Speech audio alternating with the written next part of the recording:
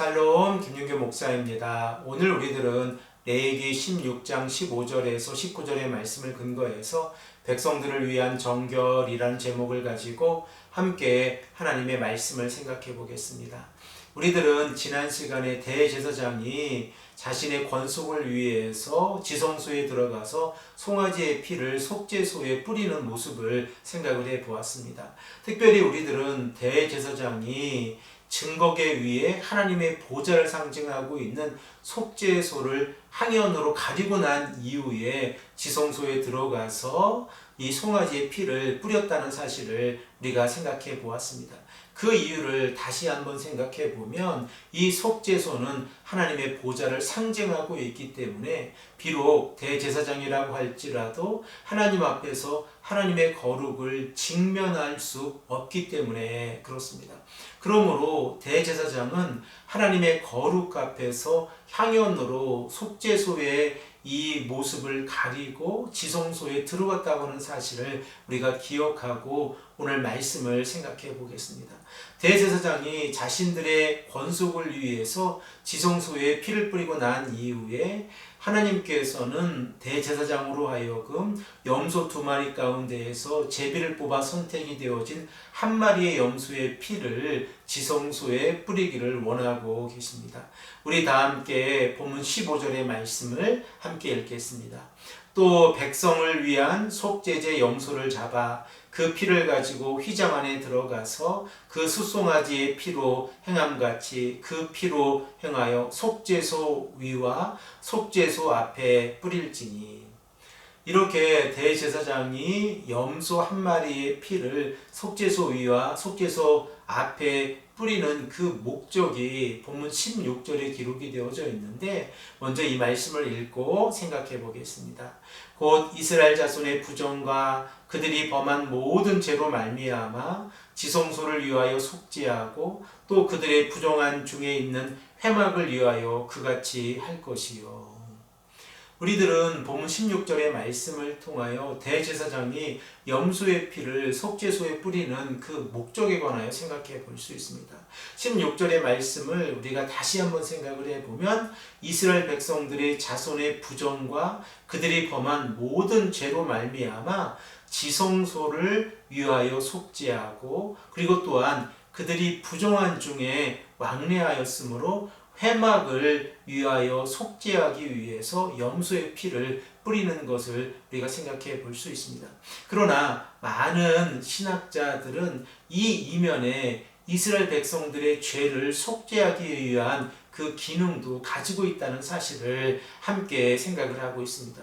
그 이유를 우리가 생각을 해보면 속죄일에 이스라엘의 백성들은 1년 동안 자신들이 하나님 앞에서 불순종한 자신들의 이 모습이 거룩해지기를 원하고 있습니다.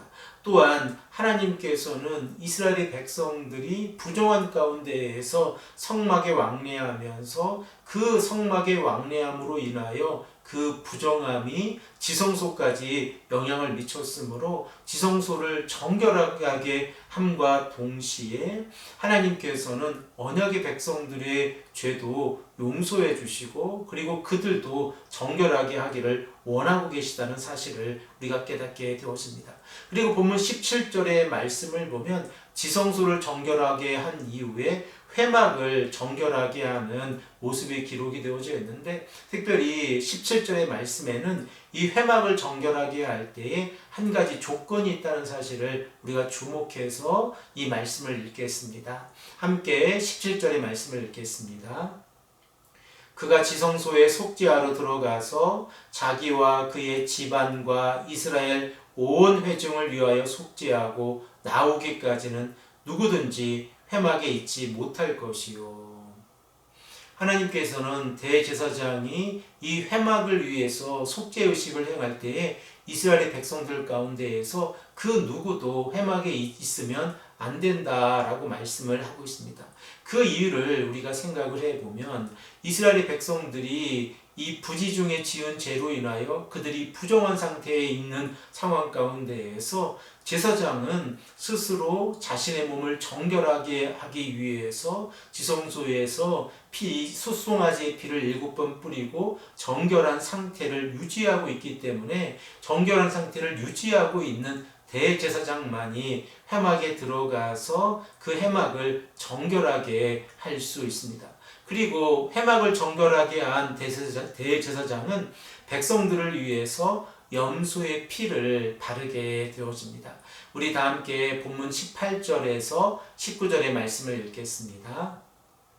그는 여호와 앞 제단으로 나와서 그것을 위하여 속죄할지니 곧 그 숫송아지의 피와 염소의 피를 가져다가 제단 귀퉁이 뿔들에 바르고 또 손가락으로 그 피를 그 위에 7번 뿌려 이스라엘 자손의 부정에서 제단을 성결하게 할 것이요.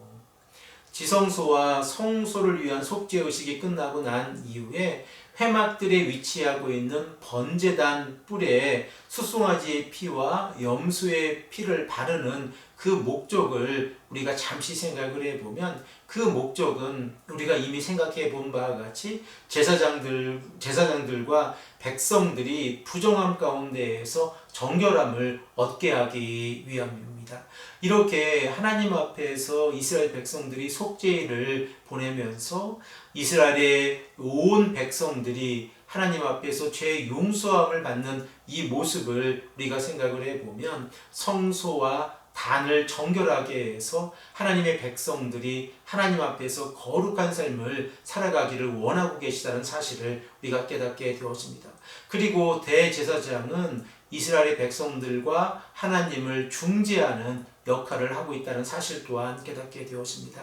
이 말씀을 오늘 우리가 함께 생각해 볼 때에 예수 그리스도께서 바로 중보자의 역할을 하셔서 하나님과 우리의 관계를 회복시켜 주시고 우리로 하여금 하나님께 한 걸음 더 나아갈 수 있도록 인도해 주셨다는 사실 또한 깨닫게 되었습니다.